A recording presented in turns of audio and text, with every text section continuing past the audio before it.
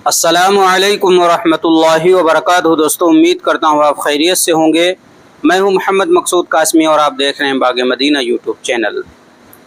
आज 14 जुलाई 2024 बरोज़ इतवार दिल्ली में all India Muslim personal law board का इजलास मुनाकिद हुआ।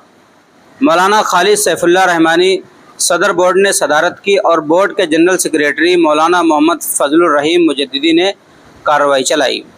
बोर्ड के नायब सदर हज़रत मौलाना सैयद अरशद मदनी, जनाब सैयद सआदतुल्लाह हुसैनी, प्रोफेसर डॉक्टर सैयद अली मोहम्मद नकवी और बोर्ड के सेक्रेटरीज़ मौलाना अहमद वली फैसल रहमानी बिहार और मौलाना मोहम्मद यासीन अली उस्मानी बदायूं, बोर्ड के खाजिन प्रोफेसर मोहम्मद रियाज़ उमर के अलावा सदर जमीयत उलमा हिंद मौलाना सैयद महमूद आसाद मदनी, अमीर मरकज़ी जमीयत अहले हदीस मौलाना असगर अली इमाम मेहदी सल्फ़ी, सीनियर एडवोकेट जनाब यूसुफ हातिम मछाला, डॉक्टर सैयद कासिम रसूल इलियास, तर्जुमान बोर्ड दिल्ली मौलाना अतीक अहमद बस्तवी, मेंबर पार्लियामेंट जनाब असदुद्दीन ओवैसी, मौलाना Khalilur Rahman Sajjad Nomani, advocate MR Shamshad, doctor Zaheer आई काजी मुंबई, मोहतरमा अतिया सिद्दीक़ा, प्रोफेसर मोनिसा बुशरा आबिदी, मोहतरमा निगाहत परवीन खान साहिबा और मुल्क भर से कई अहम शख्सियात ने शिरकत की।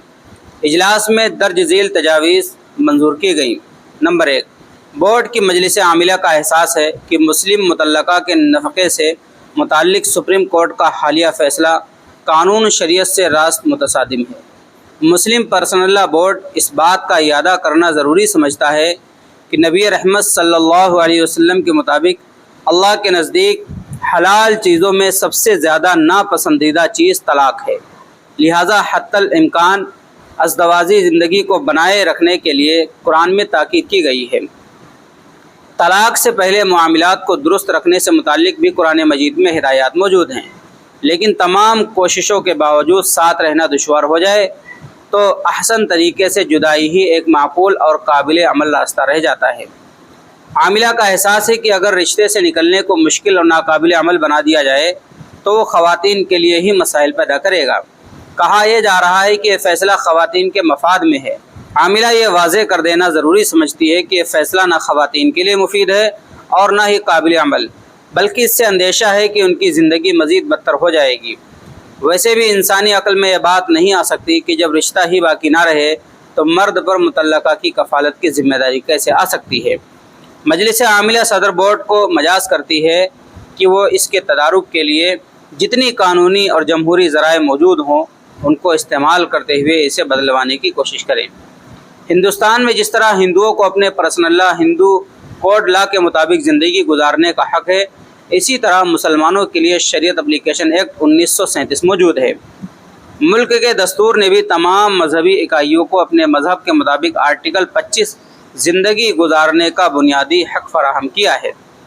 नंबर 2, मजलिस आमिला का एहसास है कि हिंदुस्तान जैसे कसीर मजहबी और कसीर सकाफ़ती मुल्क के लिए यूनिफॉर्म सिविल कोड बिल्कुल मौजू और मुनासिब नहीं है। नीज़ इस तरह की कोशिशें मुल्क के दस्तूर की रूह के भी मुनाफी हैं। अक़लियतों को दस्तूर में जो ज़मानतें दी गई हैं, यूनिफॉर्म सिविल कोड उसको ख़त्म करके रख देगा। इसलिए न मरकज़ी हुकूमत को न किसी रियासती हुकूमत को यूनिफॉर्म सिविल कोड को नाफिज करने की बात करनी चाहिए। ये मुसलमानों के लिए नाकाबिल कबूल होगा। ये इजलास उत्तराखंड असम्बली से मंजूर यूनिफॉर्म सिविल कोड को गलत, गैर ज़रूरी और दस्तूर हिंद में दी गई ज़मानतों के ख़िलाफ़ समझता है। उत्तराखंड UCC में लिव रिलेशनशिप को भी जायज़ करार दिया गया है, जो न सिर्फ अखलाकन बल्कि मजहबन भी गलत है। बोर्ड ने फ़ैसला किया है कि वो इस कानून को हाई कोर्ट में चैलेंज करेगा। बोर्ड की लीगल कमेटी इसकी तैयारी कर रही है। नंबर 3, औकाफ दीनी और खैराती मकासद के लिए मुसलमानों को दिए हुए मुक़द्दस असासे हैं और मुसलमान ही उसके मुतवल्ली व मुंतज़िम होते हैं और वही उससे इस्तिफ़ादा के मुस्तहिक़ भी हैं। इस वक्त सूरत हाल ये है कि औकाफ की बहुत सी अराज़ी हुकूमत के इस्तेमाल में हैं। इसलिए इजलास हुकूमत से यह मुतालबा करता है कि वह बाज़ार के शेयर मार्केट रेट के लिहाज से उन इमलाक का किराया अदा करे और मंशा वक्फ़ और कानून शरीयत के मुताबिक इस रकम को खर्च करे, ताकि मुसलमान अपने बुज़ुर्गों की महफूज की हुई इस दौलत से फ़ायदा उठा सकें। इस्लाम का तसव्वुर यह है कि जब कोई चीज़ वक्फ़ कर दी जाती है तो वह अल्लाह की मिल्कियत में दाखिल हो जाती है। मुसलमान ख़ुद भी उसको अपनी ख्वाहिश के मुताबिक अपनी ज़ात पर इस्तेमाल नहीं कर सकता, बल्कि उसको मुकर्ररा मसरफ़ ही में इस्तेमाल करना वाजिब है। یہ شریعت کا حکم بھی ہے اور ملکی قانون بھی اس کو تسلیم کرتا ہے۔ چنانچہ آزادی کے پہلے ہی وقف کا قانون بنا، مختلف مواقع پر اس میں ترمیمات ہوتی رہی، یہاں تک کہ 2013 میں قانون نے آخری شکل اختیار کی۔ یہ اجلاس حکومت سے مطالبہ کرتا ہے کہ وقف کے اس قانون پر نیک نیتی کے ساتھ عمل کیا جائے اور وقف بورڈ کو اپنی املاک کے حصول کے لیے عدالتی اختیارات دیے جائیں تاکہ وہ وقف کے املاک پر ناجائز قبضوں کو ہٹا سکے۔ نیز یہ اجلاس قانون وقف کو منسوخ کرنے کے ہر اقدام کی سختی سے مذمت کرتا ہے۔ یہ اجلاس اوقاف کے متولیوں سے بھی مطالبہ کرتا ہے کہ وہ خود بھی اوقافی جائیدادوں کے استعمال سے بچیں، دوسروں سے بھی ان کو بچائیں اور وقف کی املاک کے سلسلے میں خاص طور پر اللہ سے ڈریں، کیونکہ وقف کی جائیداد پر ناجائز قبضہ اور وقف کرنے والے کی منشا کے خلاف ذاتی مفاد کے لیے اس کا استعمال بدترین خیانت اور اللہ کی ناراضگی کا سبب ہے۔ یہ اجلاس یہ بھی واضح کرنا ضروری سمجھتا ہے کہ ہمارے ملک میں تمام مذہبی اکائیوں کے انڈومنٹ کو قانون کا تحفظ حاصل ہے۔ یہ رعایت صرف مسلمانوں کے لیے ہی نہیں ہے۔ نمبر 4، مجلس عاملہ کا یہ اجلاس وارانسی کے گیان واپی مسجد، متھرا کی شاہی عیدگاہ کے تعلق سے نچلی عدالتوں میں پیدا کیے گئے نئے تنازعات کو تشویش کی نگاہ سے دیکھتا ہے۔ اجلاس کا احساس ہے کہ عبادت گاہوں سے متعلق 1991 کے قانون کے ذریعے ملک کی مقننہ نے ہر نئے تنازع کا دروازہ بند کر دیا تھا۔ اس اجلاس کو اس بات پر شدید تشویش ہے کہ سپریم کورٹ، جس نے بابری مسجد کا فیصلہ دیتے وقت اس قانون کا حوالہ دے کر کہا تھا کہ اس کے ذریعے ہر نئے تنازع کا راستہ بند کر دیا گیا ہے، وہی مسلمانوں کی متھرا اور کاشی سے متعلق اپیلوں کو نظر انداز کر رہا ہے۔ اگر ان چور دروازوں کو بند نہیں کیا گیا تو پھر اس بات کا اندیشہ ہے کہ شرپسند قوتیں ملک کے مختلف علاقوں میں نئے نئے فتنے اور تنازعات کھڑے کرتی رہیں گی۔ متھرا کی عیدگاہ سے متعلق 1968 میں کرشنا جنم بھومی ٹرسٹ اور شاہی عیدگاہ ٹرسٹ کے درمیان ایک معاہدے کے ذریعے اس تنازع کو حل کر لیا گیا تھا۔ مسلم پرسنل لا بورڈ عدالت عظمیٰ سے یہ حسن ظن رکھتا ہے کہ وہ ان نئے فتنوں کا دروازہ بند کر کے ملک میں امن و امان اور قانون کی حکمرانی کو یقینی بنائے گا۔ اسی طرح دہلی کی سنہری مسجد کے تعلق سے NDMC نے ٹریفک کا بہانہ بنا کر اس کی شہادت کا جو ناپاک منصوبہ بنایا تھا، سر دست عدالت نے اس پر روک لگا دی ہے۔ تاہم اجلاس کا احساس ہے کہ سنہری مسجد اور لنٹن زون میں دیگر 6 مساجد شرپسندوں کے نشانے پر ہیں۔ بورڈ یہ واضح کر دینا ضروری سمجھتا ہے کہ یہ تمام مساجد اوقاف کی ان 123 جائیدادوں میں شامل ہیں جن پر عدالت نے اسٹے لگا رکھا ہے۔ اسی طرح سنہری مسجد اور دیگر مساجد ہیریٹیج تعمیرات میں بھی شامل ہیں، لہذا ان سے چھیڑ چھاڑ ملک کی تاریخی وراثت کو نقصان پہنچانے کے مترادف ہوگی۔ نمبر 5، مجلس عاملہ کو اس پر شدید تشویش ہے کہ ملک میں ہجومی تشدد کا سلسلہ رکنے کا نام نہیں لے رہا ہے۔ پارلیمنٹ انتخاب کے نتائج نے عندیہ دیا تھا کہ ملک کے عوام نے نفرت و بغض، عناد پر مبنی ایجنڈے پر اپنی شدید ناراضگی برملا ظاہر کر دی ہے۔ عاملہ سمجھتی ہے کہ اگر ملک میں قانون کی بالادستی کے ساتھ اسی طرح کھلواڑ ہوتا رہا تو ملک میں جس کی لاٹھی اس کی بھینس کا ماحول بن جائے گا اور لوگ قانون کو اپنے ہاتھ میں لے کر پولیس اور انتظامیہ سے بے نیاز ہو جائیں گے۔ بورڈ مرکزی و ریاستی حکومتوں، پولیس و سیکورٹی ایجنسیوں سے مطالبہ کرتا ہے کہ وہ اس فتنے سے سختی سے نپٹیں اور ملک میں قانون کی حکمرانی کو یقینی بنائے۔ مجلس عاملہ کو اس بات پر بھی شدید تشویش ہے کہ حزب اختلاف نے اس اہم اور انسانی مسئلے کی سرکوبی کو اب تک اپنی توجہ کا مرکز نہیں بنایا ہے۔ نمبر 6، بورڈ کی مجلس عاملہ کا احساس ہے کہ فلسطین کا مسئلہ ایک انسانی مسئلہ ہے، جہاں اسرائیل کی شکل میں ایک غاصب قوت ملک کے اصل باشندوں کو جلا وطن کرنے پر تلی ہوئی ہے۔ اس نے جبر و ظلم کے تمام ریکارڈ توڑ دیے ہیں۔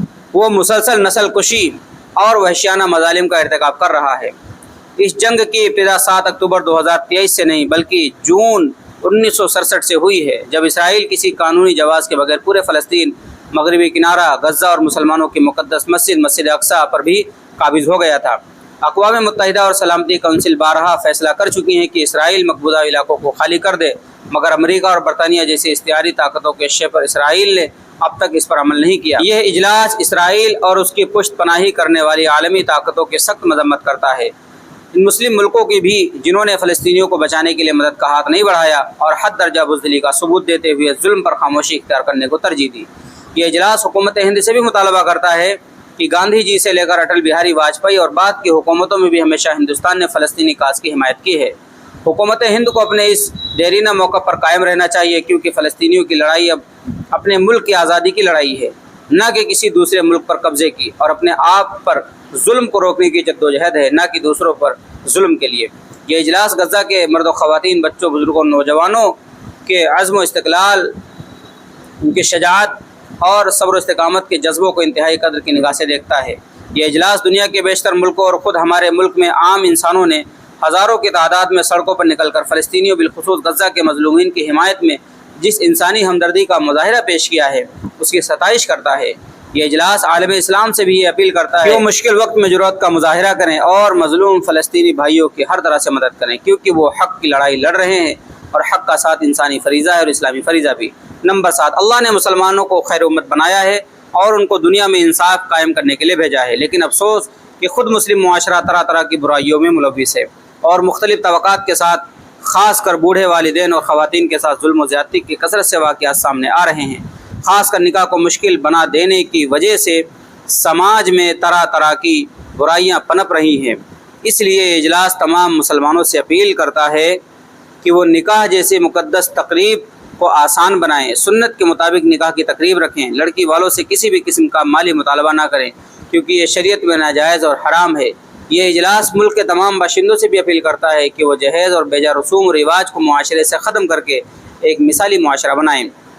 نمبر 8، یہ اجلاس تمام مسلمانوں سے مطالبہ کرتا ہے کہ وہ عائلی اور سماجی معاملات میں احکام شریعت کے پابند رہیں۔ شوہر و بیوی اور رشتہ دار کے درمیان کوئی نزاع پیدا ہو جائے تو دارالقضا سے ہی رجوع کریں۔ قرآن و حدیث اور اسلامی شریعت کے مطابق کوئی فیصلہ ہو تو اسے خوش دلی سے قبول کرتے ہوئے اس پر عمل پیرا ہوں۔ اسی میں آخرت کی کامیابی اور دنیا کی بھلائی بھی ہے۔ دارالقضا کے ذریعے کم وقت اور کم خرچ میں انصاف حاصل ہو سکے گا۔ علماء اور ائمہ مساجد سے بھی اپیل کی جاتی ہے کہ بورڈ کے نکاح نامے کو زیادہ سے زیادہ عام کرنے پر توجہ دیں۔ نمبر 9، یہ اجلاس مسلم خواتین سے بھی اپیل کرتا ہے کہ وہ معاشرے کی اصلاح میں اہم رول ادا کریں، خاص کر طلاق کے واقعات کو کم کرنے، بیٹے اور بہو کے درمیان تعلقات کو خوشگوار بنانے، غیر شرعی رسوم و رواج کو روکنے، بیٹوں کو حق میراث دلانے اور نئی نسل کی دینی تربیت کرنے میں، اس لیے سماج اور خاندان کی اصلاح میں ان کا ایک مثالی کردار ادا کریں۔ خطاب کرنے والے مولانا فضل الرحیم مجددی جنرل سیکریٹری بورڈ، مولانا احمد فیصل رحمانی سیکریٹری، مولانا ڈاکٹر یاسین علی عثمانی سیکریٹری، ڈاکٹر سید قاسم رسول الیاس ترجمان، پروفیسر مونسہ بشرا عابدی ممبر ورکنگ کمیٹی، محترمہ عطیہ صدیقہ ممبر ورکنگ کمیٹی۔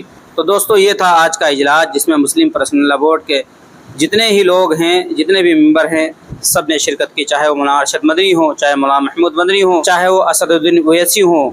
بڑے بڑے علماء کرام نے اس میں شرکت کی اور بڑے بڑے فیصلے لیے ہیں اور حکومت سے مطالبہ بھی کیا۔ اب آپ حضرات کا اس کے متعلق کیا کہنا ہے نیچے کمنٹ کیجئے۔ پہلی بار چینل پر آئیں سبسکرائب بھی کر سکتے ہیں۔ چلیے دوستو پھر ملتے ہیں انشاءاللہ جلدی کسی نئے ویڈیو میں۔ السلام علیکم ورحمۃ اللہ وبرکاتہ۔